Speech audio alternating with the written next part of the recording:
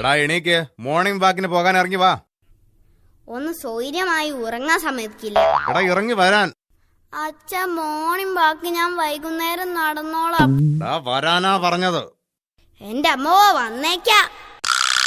ഓഹോ, നടന്നു നടന്നു ക്ഷീണിച്ചു. കുറച്ചു നേരം ഇവിടെ ഇരുന്നിട്ട് പോവാം. അച്ഛാ, നമുക്കൊരു ഫ്ലാറ്റ് വാങ്ങിയാലോ?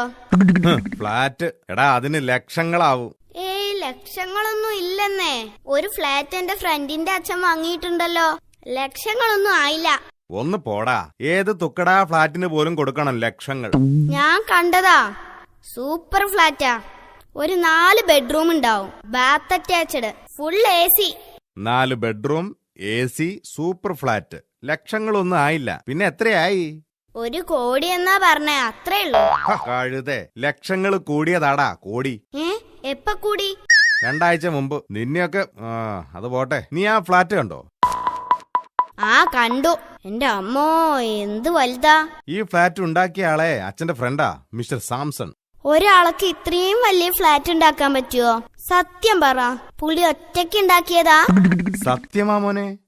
ഒരു ഫ്ലാറ്റ് ഒറ്റയ്ക്ക് ഉണ്ടാക്കിയ വീരനെ ഒന്ന് കാണാൻ തോന്നുന്നു.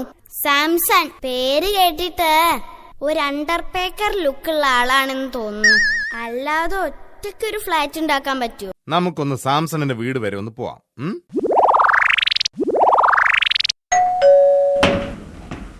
എന്തൊക്കെയുണ്ട് ശശി, സുഖം തന്നെയല്ലേ?